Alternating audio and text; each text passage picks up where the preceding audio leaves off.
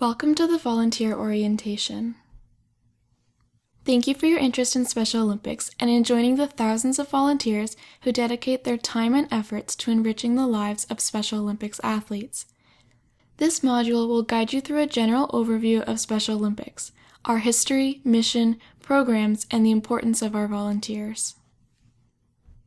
For me as a kid growing up who was picked on and bullied and told they'd never, ever, ever be successful in their life, I was given a chance, and everybody deserves a chance. And I think that's something that we all have to understand, because it's what we all deserve as human beings. I mean, I play with pros and all that and other celebrities, but this is probably more fun. There's more excitement, natural joy.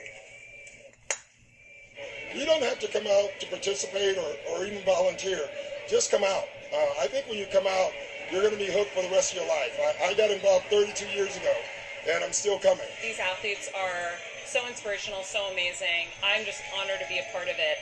I actually dug up a picture of me when I volunteered for them when I was 16 back in Boston. If you've ever felt good about something, this is what that is. And I know how hard it is to compete at a high level. How can you not cheer and want to be supportive of that? You should get involved because the kids that have special needs that are doing the Special Olympics would love it. Totally love it, and they would give you hugs, and they will tell you thank you for volunteering, thank you for coming out, and they appreciate it. It's different than just writing a check and just saying you're a part of it, but when you come and you're hands-on, that's when I get the most benefit. It's what they look for the most, when they hear, Apollo Ono was here, he's got 8 Olympic medals, their eyes just explode out of their head, and they say, that's amazing, this is incredible. Until you get here, until you're actually experiencing this, you cannot imagine how incredibly gratifying and rewarding it is to be here. It's chicken soup for your soul. When you see these athletes compete, you see the heart, the determination they put into their competitions, and you see them achieve. You see the sponsors and the volunteers and how all the community comes together for acceptance and inclusion. And you look at it. That's the way the world should be.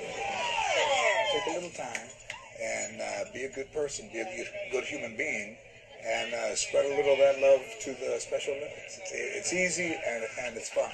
Get involved. Get involved. It's an amazing experience, and you have to touch it, feel it, see it for yourself. All right, all three, put them in here. Put them in here. All three, acceptance. 1, 2, 3, acceptance. Today, the Special Olympics movement includes millions of athletes in 175 countries around the world. Prior to the 1960s, individuals with intellectual disabilities had essentially no access to sports training, athletic competition, or any related programs. In the early 1960s, testing of children with intellectual disabilities revealed that they were only half as physically fit as their non-disabled peers. It was assumed that their low levels of fitness were a direct result of their disability. A Toronto researcher, Dr. Frank Hayden, questioned this assumption. After conducting extensive research, Dr. Hayden concluded that given the opportunity, people with an intellectual disability could become physically fit and acquire the physical skills necessary to participate in sport. Dr. Hayden's work came to the attention of Eunice Kennedy Shriver and the Kennedy Foundation and led to the creation of Special Olympics in 1968. The first sports competition organized under the Special Olympics was held in 1968 at Soldiers Field in Chicago. Canada was represented at these games with a team led by Harry Red Foster. Let me win, but if I cannot win, let me be brave in the attempt.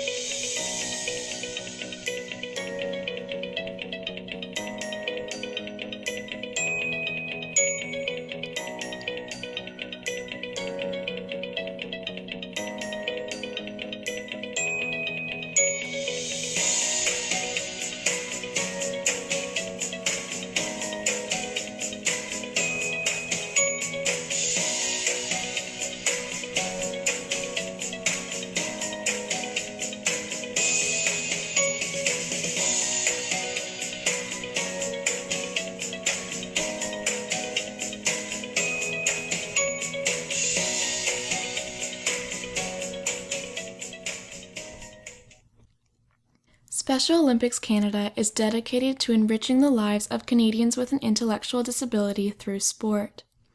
By participating in a variety of Olympic-type sports, children and adults are given opportunities to develop physical fitness and healthy lifestyles, develop social skills through participation in sport, participate as an active member of a community, demonstrate courage, and experience joy. Our vision is that sport will open hearts and minds towards people with intellectual disabilities and to create inclusive communities across Canada. An intellectual disability is characterized by significant limitations in both intellectual functioning and adaptive behavior. Adaptive behavior refers to behaviors that are necessary to live independently and to function safely and appropriately in daily life. Adaptive behavior is comprised of 3 skill types: social skills, practical skills, and conceptual skills. An intellectual disability originates before the age of 18. For more information about eligibility, please refer to the supplementary information provided in the course outline. Practical skills can be defined as the knowledge and competencies required to perform a specific task. Examples include personal care, occupational skills, and schedules and/or routines. Social skills are those which are required for communication and interaction with others.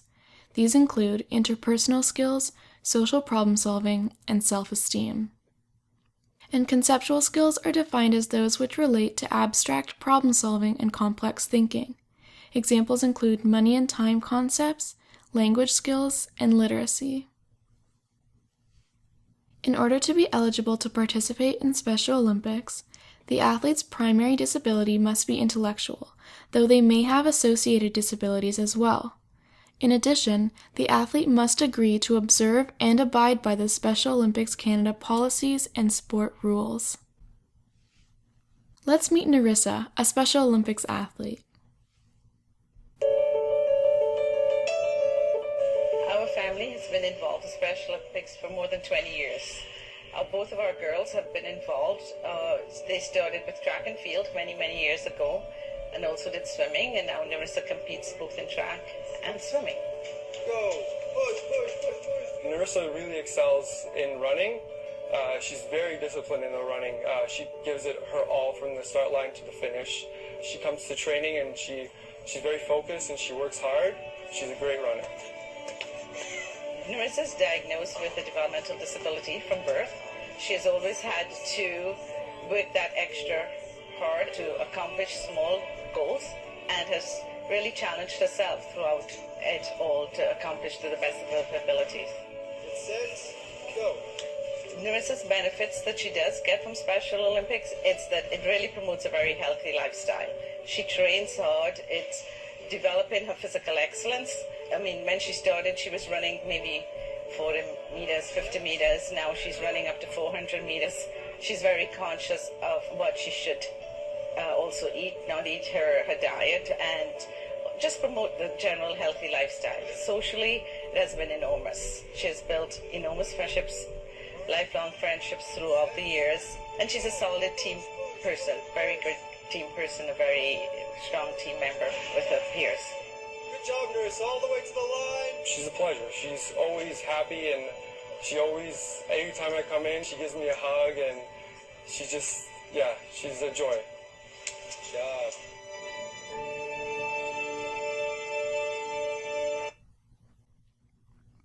Athletes participating in Special Olympics sports training and competition programs enjoy many benefits, including the following.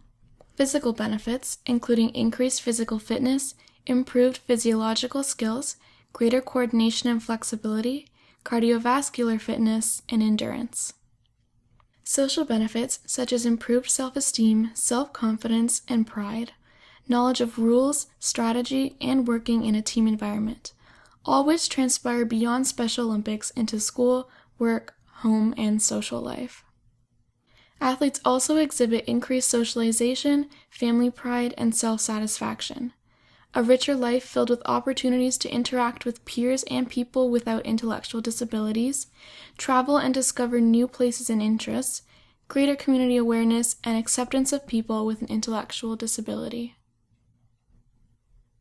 Special Olympics is a movement that provides year-round sport training and competition opportunities to individuals with an intellectual disability.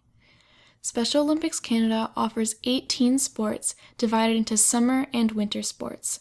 National games are held every 2 years and alternate between summer and winter games. Please consult your chapter to learn which sports are available in your province or territory.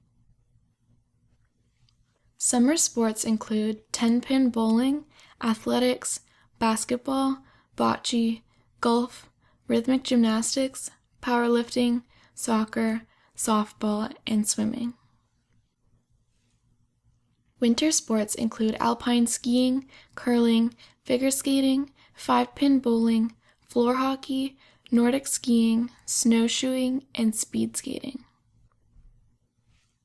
There are many levels of Special Olympics programming, starting from the active start programs to entry competitive programs to international competition and everything in between. Local programs and competitions occur regularly, and athletes can advance through a regular sports cycle, competing at provincial or territorial games and moving on to national and world games. Words are powerful, and it is important to use the people-first approach when referring to or addressing an individual with an intellectual disability. It is also important to offer the same social courtesy and respect that you would to anyone. Look them in the eye, speak with an appropriate speed, tone, and volume, and speak to the individual, as opposed to a caregiver or guardian, and most importantly, listen. Special Olympics competitions are structured in a way that allows athletes to compete with other athletes of similar ability in equitable divisions. This process is called divisioning. Ability of an athlete or team is determined by an entry score from a prior competition, the result of a seeding round, or the result of a preliminary event at the competition itself. Athletes of all ability levels are encouraged to participate, and every athlete is recognized for his or her performance. For an in-depth look at the divisioning process, please see our Professional Development Divisioning 101 e-course. LTAD is the framework for developing physical literacy, physical fitness, and competitive ability using a stage-by-stage approach. Many Special Olympics programs are structured around this model and the 7 stages of development. LTAD begins with active start and progresses through stages of development of athletes who are active for life. The amount of time participants stay in each of the long-term development stages is dependent on when they begin and what their needs and interests are. For more information on the LTAD stages, please refer to our LTAD Professional Development e-course. This topic will also be covered in the NCCP SOC coaching course that all volunteers are required to take during their first year volunteering with Special Olympics. Special Olympics would not exist today and could not have been created without the time, energy, commitment, and enthusiasm of our volunteers. We rely on volunteers at all levels of the movement to ensure that every athlete is offered a quality sports training and competition experience. Special Olympics Canada welcomes volunteers from a wide range of backgrounds and experiences, and is supported by more than 21,000 volunteers, including over 50% who are trained coaches. There are many ways to volunteer, including coaching, managing a sports club, acting as a board or committee member, helping with local fundraising, organizing special events, volunteering at a special event, and working at a Healthy Athletes event. Next, your local chapter will conduct your reference checks and be in touch to learn more about you, your availability, and to place you in an appropriate volunteer position. Special Olympics is committed to providing all of our volunteers with quality training because trained coaches run quality programs and our athletes deserve to participate in quality programs. There are a number of training opportunities that we provide for our volunteers, including position training. Training will be provided to all new Special Olympics Canada volunteers through their local community. The National Coaching Certification Program. Special Olympics Canada has partnered with the CAC to provide a nationally recognized coaching course designed for the Special Olympics coaches. all volunteers are required to complete the SOC NCCP Community or Competition Coach course within their first year of volunteering. Sport-specific and general coaching courses are also available through the Coaches Association of Canada. And professional development. These opportunities exist on our SO Learn site and cover a vast range of topics. Since the beginning of Special Olympics in the 1960s, the organization has grown to include millions of athletes around the world. We hope to continue this growth trend and broaden our reach to include even more athletes, programs, and services.